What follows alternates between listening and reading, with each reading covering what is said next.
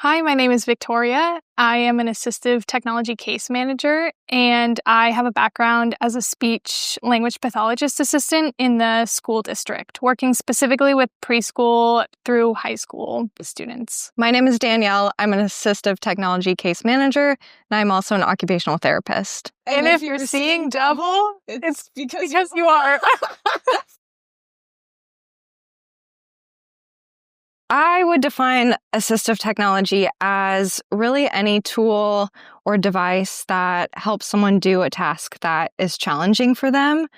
And some people might think of assistive technology as only being the really high-tech devices like computers or iPads or communication systems that can be really high-tech, which they can be that.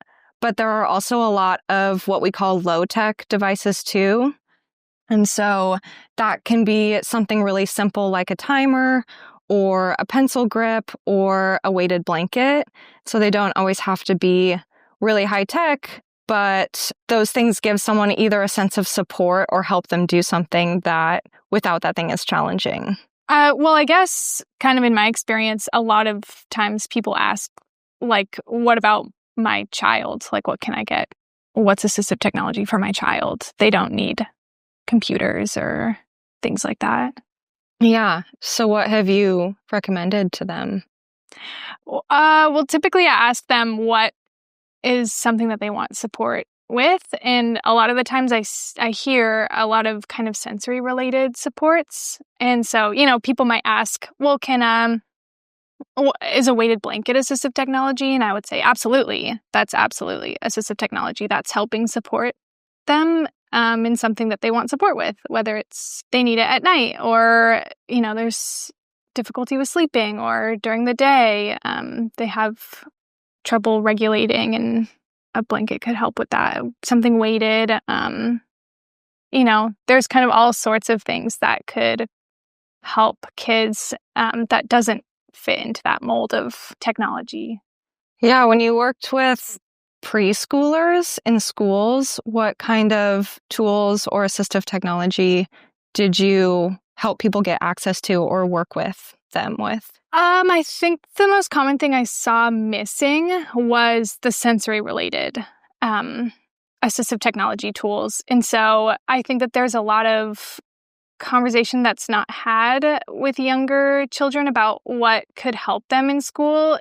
This conversation of, well, they're not sitting still in their desk, so we just need to make them sit still in their desk. And I think that what we're actually missing is what can support them in sitting still in their desk. Is it having alternative seating? Is it having something that they can fidget with in their hands or whatever that they like to do and helps regulate them and calm them? And sometimes that's a conversation of, what's even going to be helpful? What do they enjoy doing? What's supportive? But I think that that's just something that's really missing in the education field, and just kind of understanding that although it might seem kind of counterintuitive to give them something to do when that's kind of the behavior that wants to be stopped in school, it can actually help regulate and support them in having more of the traditional school behaviors that you want to see, the sitting still, the being able to attend, things like that. Yeah.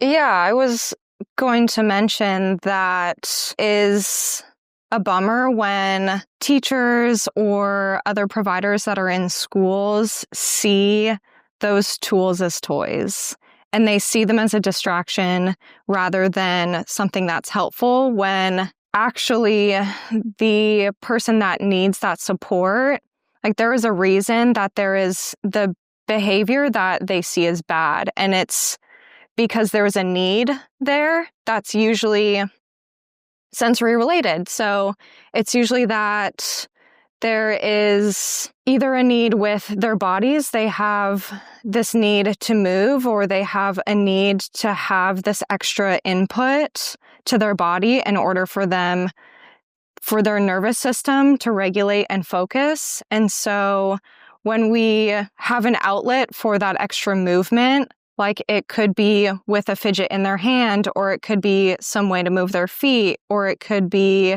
something they can sit on to help their body with that little bit of extra movement that calms the nervous system and then makes room for their brain to say, okay, I'm ready to pay attention. I'm ready to focus on a task. Whereas before we allow that movement, that's all they can think about is, how can I get this extra energy out? Or how can I get the input that I need to my nervous system? Like, we can't move into thinking and organizing and writing and listening all at the same time that kids are expected to do without first that feeling that our nervous system is regulated. Yeah, and I think it's when, we're dysregulated, we're in this like fight or flight kind of mentality and we're stuck, we're not able to process information that's coming to us. And so, yeah, to your point, I mean, by actually giving an outlet, that's so crucial because that can provide this regulation that then, specifically in the schools, kids can then attend. They're able to calm. It calms their nervous system. They're then able to kind of get out of that, fight or flight mode and regulate and read, write, attend to what they need to attend at school.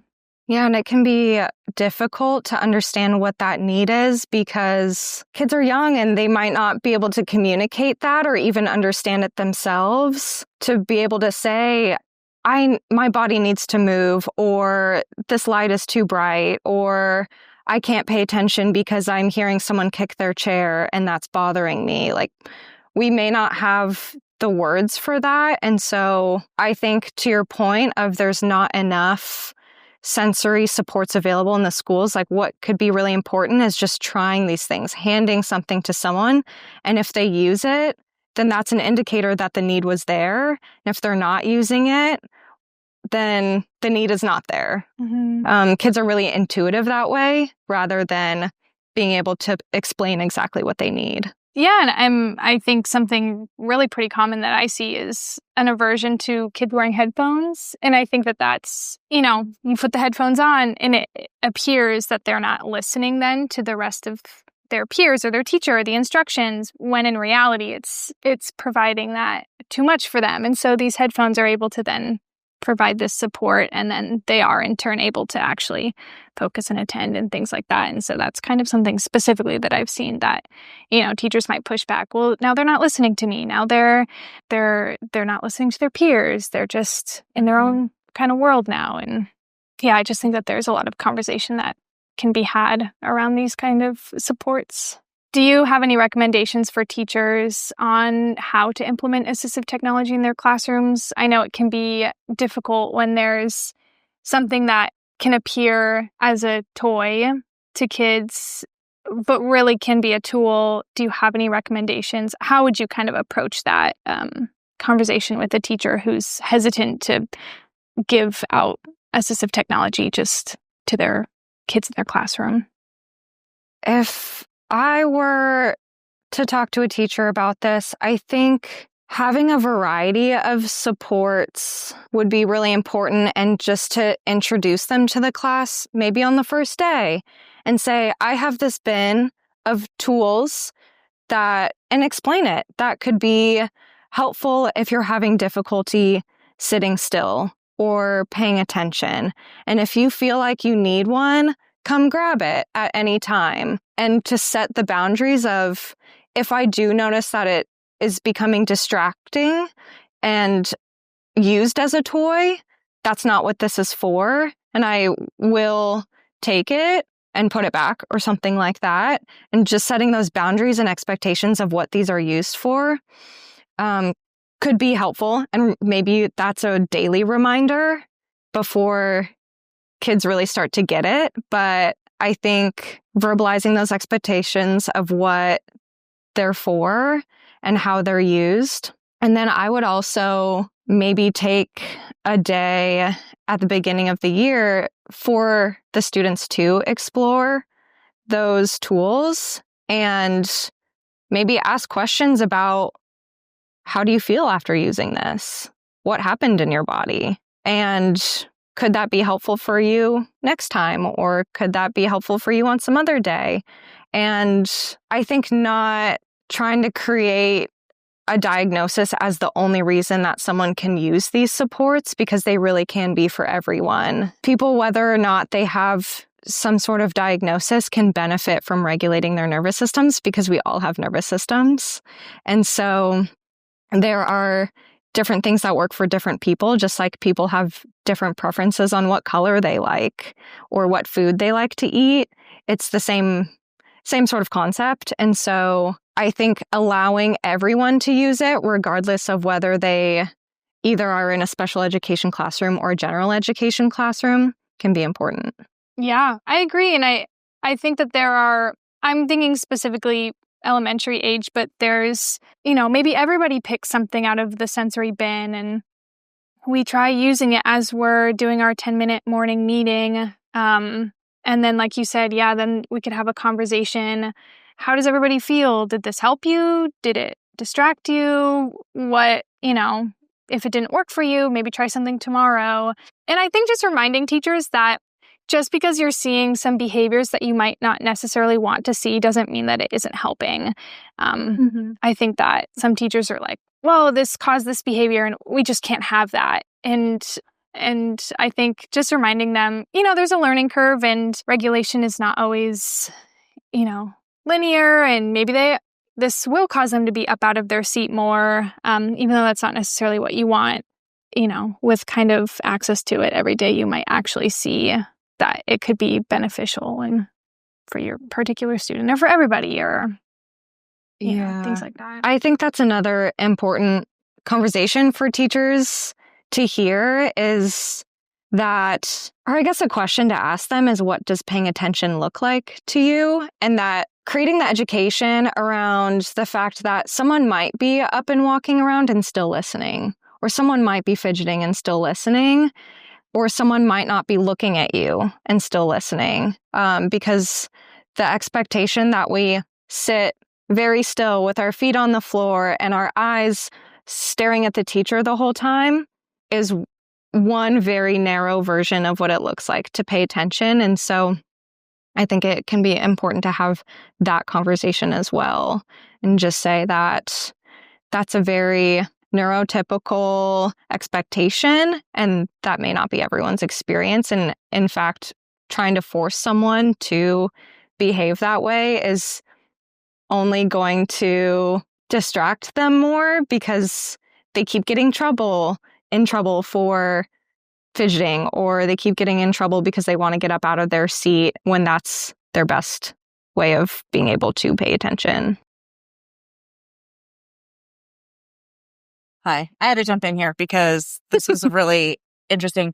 I did a training at a school with some elementary teachers for some professional development, and we were talking about communication and the different ways that students process information, just all the different types of communication and how we process and that. And it was a 2-part training. The next time I came out to facilitate the training, we talked about, okay, did anyone notice anything different? Did you implement anything different into your classrooms with your students? And one of the teachers said that one of their students, they were watching a movie on, the student absolutely refused to watch the movie and only wanted to look out the window, did not want to watch the movie.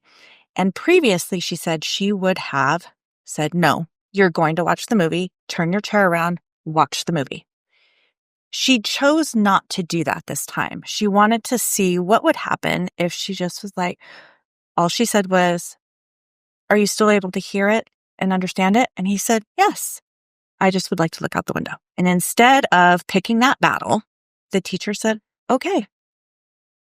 Movie went through, everything happened. At the end, they then did a classroom conversation. Those were 4th graders. Classroom conversation. That child, that student participated in that conversation more than they ever had in any other class discussion. They knew every single thing that had happened in that movie. And they were more excited about the project that followed that movie than they had been about anything because they knew what was going on. Whereas before, that teacher truly believes now that every time they were forced to look, watch, listen, however they were being forced in our norm cultural way, that those expectations were actually decreasing their learning because they were a verbal processor and they could hear and retain everything as long as they were not watching the video. And then the teacher had a conversation with them afterwards. I was like, wow, how did that work? And they said, if I see the screen, I will pay more attention to the colors in the pictures than I will what is actually happening. And so that right there was just an incredible testimony to the fact that we have put so much emphasis on, if you are looking at it, you are taking it in. That is not 100% true.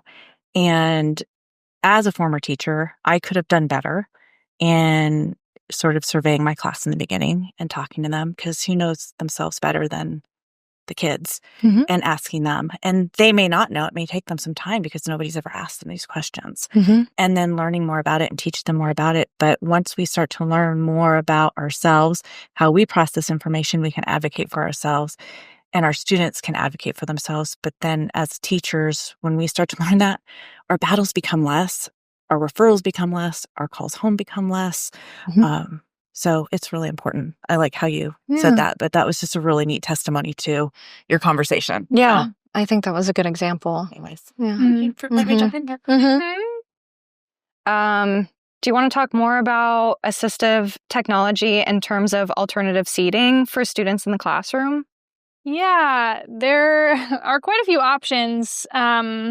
We have some here, but essentially it's just different types of seats that you can put right on your school chair. And it kind of, they give different sorts of feedback. And so there's ones that are a bit more spiky, and that kind of gives some more like sensory related feedback. And then there's some that spin.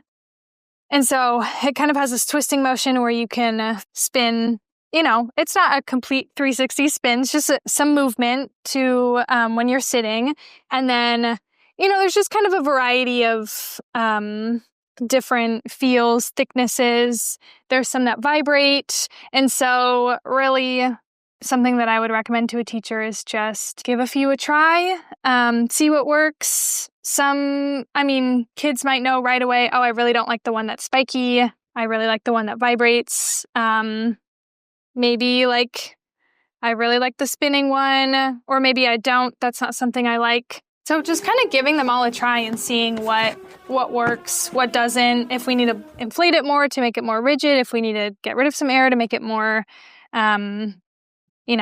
spongy, I guess, then kind of seeing what works for each individual student. Yeah, they could also go on the floor too, and you can put your feet on them to bounce your feet up and down or side to side.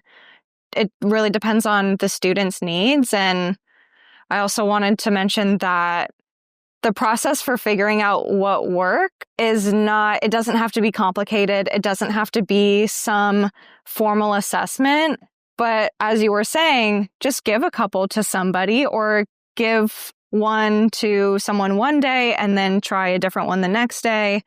And you could either see which one keeps them in their seat longer, or do they look more comfortable, or there's so many ways that we can just kind of pick up on a student's body language, or ask, how do you like it? And they'll probably be pretty honest and say, I don't like it, or I do like it.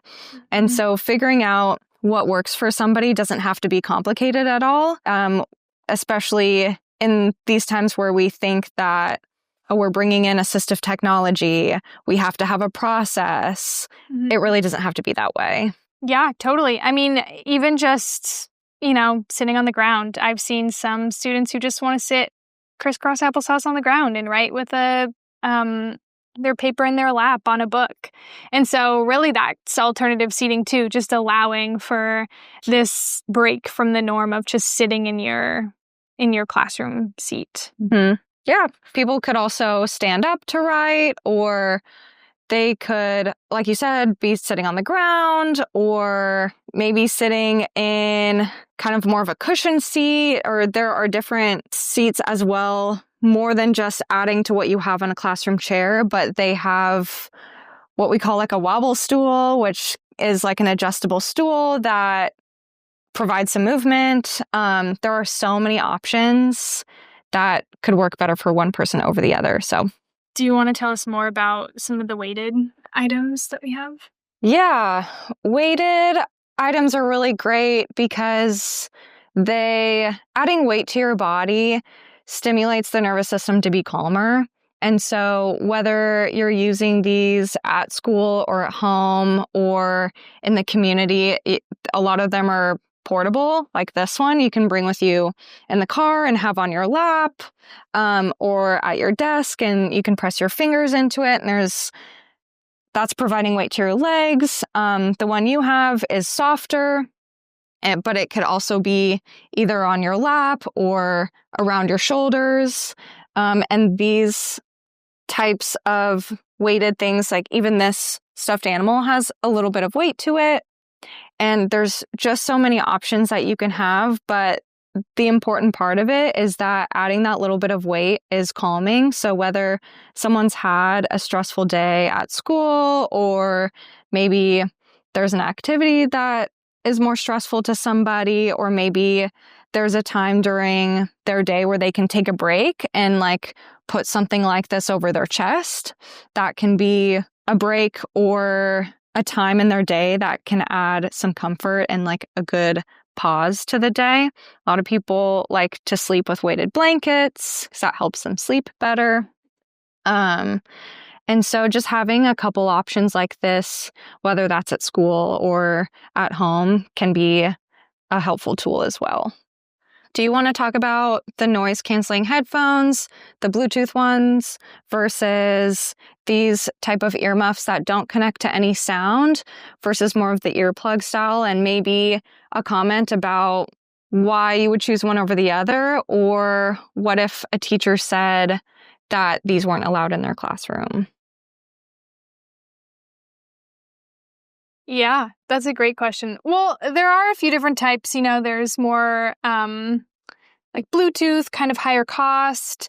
They're going to be more stylish. And I think that that's an important conversation too. You don't want to just give somebody something that they don't want to wear. If they're going to feel comfortable and confident wearing something that might be quote unquote cooler, give them that. That's great. But this noise canceling plus Bluetooth is going to be a bit higher of a cost, as opposed to noise reducing headphones like these. They're not going to cancel out as much noise, but they're just going to help dampen the sound around, kind of maybe look like construction sort of headphones. But there are tons of options where there are cool patterns, different colors, things like that. They don't have to be these like bright orange standout sort of headphones.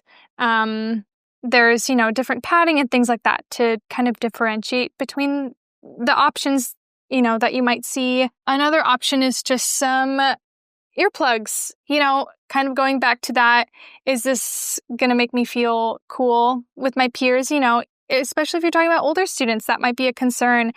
There are earplugs that you can just put in your ears that are a bit more discreet. They're still going to, buffer that noise that might be pretty overstimulating. And so, even within this, there are different, options out there. But I would say for a teacher who says, I don't allow these types of things, I might suggest, well, how about earplugs? How about something, well, first I would ask, why are they not allowed? Because they can be such a beneficial tool for students. I would encourage teachers to just give it a try for a week. I would always recommend that teachers try and get out of their comfort zone. But if they're really like, no, we're not going to have ear muffs, we're not going to have the Bluetooth, I'm worried my students are listening to music, whatever the case might be, maybe offer some of these up that we're not going to be playing music or causing whatever distraction you might be concerned about in the classroom. And so there are, tons of options out there, and there's not just one earmuff fits everybody. And so they can be, different for everybody, and different levels of comfort and things. I think too, like you could have, like you said, these options kind of more in a general setting. And if that wasn't working for somebody and they truly needed either more noise canceling features, that comes with something like that, the Bluetooth headphones, or they do need to, I guess, listen to music, maybe if there's like a study time or individual work time. I think that especially if that person has an IEP, talking to the teacher or their support team to say, assistive technology is part of the IEP and noise canceling headphones are assistive technology. How about we add that in if that can make the process maybe a bit more comfortable for that teacher to accept the fact that the student needs this support. Like that could absolutely be more of a one-on-one or individual need, kind of like case by case. But for at least these types of supports, you don't have to have a diagnosis or something to use these. So to have these available to everyone so that the person who is having like these headphones on who really truly needs them isn't the only person or doesn't feel like I'm the only one in the classroom who wears these. Because I've had that comment a lot, like from parents and from students saying, I don't want to look weird. I don't want to look different because I'm the only person using this. And I think sometimes I hear the opposite too. Well, if I give this to one student, I need to give it to everybody. Yeah. And I think let everybody have access to them too. Yeah. I mean, I think you're right. There's just so many different conversations that can come out of what teachers' concerns are. But yeah, I just think being able to give access to everybody is helpful for not just the one person, but for everybody. So we should probably talk about fidgets and using fidgets in the classroom. And we have a bunch of examples here of fidgets. There are squishy ones, firm ones that make noise. This makes kind of a clicking sound. Ones that don't make any noise. Ones that feel more prickly and squishy. Like there's so many different options. And these are a really great tool to have in the classroom. And there is a lot of conversation about when this becomes a tool or a toy, which we did talk a little bit about earlier. But what would you say to someone who is asking you about fidgets and whether or not they should be included in the classroom? I would say they absolutely should be included in the classroom. I think, again, there's just a lot of conversation of if you notice that something's becoming a toy, not a tool, that you have some clear conversation with your classroom of like, this is to regulate you.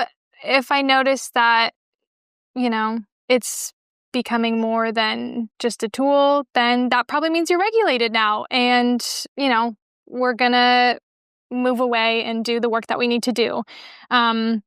Because things like this can be distracting to others. It can be disruptive in a classroom. But at the same time, there might be some other behaviors that are disruptive to a classroom that these things can help support. And so, maybe they're being destructive to their table or papers or whatever it is. If you can provide any sort of replacement for that, fantastic. But also, I would say if you're concerned about noise in the classroom, there are fidgets like these that are noisier. Maybe don't include these. There are so many quiet. This is dead quiet. These aren't going to make noise. Even something like this, it might look like it has a lot of noise, but you can do it pretty discreetly, pretty quietly. And so, I think that there are just so many options out there that provide quiet fidgets. Everybody fidgets. Everybody is going to fidget at some point. Why not give access to something that's an actual fidget instead of, tapping their leg, doing, whatever the behavior is that could be distracting in a classroom, providing alternatives to that. And some of them can be quite destructive. And, I totally recognize that. And so, yeah, I think if this keeps someone on task rather than looking at what their classmate is doing and talking to them or, taking their pencil and etching something into the table, that really is a form of fidgeting. And so if this can prevent that more destructive type of behavior, because writing something on the desk is an outlet to, what they need, the stimulation that they need. And so if this can replace that, then I think that that's a really great tool to have in the classroom. Yeah, and I think it's okay at a certain point to say, hey, it looks like you're regulated now. Let's get back to our writing, or let's get back to our schoolwork. If it's, becoming thrown against the wall, it's getting thrown at someone's head. Like, I do recognize that these things can become quickly not tools. And so, providing boundaries and things like that to support classroom success. Well, I know we've talked a lot about low tech options, fidgets, weighted, a lot of sensory related things. But what about our more high tech things? Because assistive technology, like we said, is a very wide range of what qualifies as assistive technology, and which is more technology things. Do you want to talk a bit about technology? Well, I think there are some really great high-tech options, and I would love to have a much longer conversation about those tools. I think that if people are looking to, look into those resources now, almost every school district, I think, correct me if I'm wrong, has like an assistive technology person involved in the schools. And that might be someone more at a district level, but I would encourage people to find out who that person is and chat with them, especially in education. There are a lot of people who have a lot of resources to talk about these things. And so I would encourage people to talk to that person. But as far as all of these more low tech and sensory related stuff, I think the best thing to do is to either come take a look at the Sensory Toolhouse website or other options online. There's so much available than what we shared today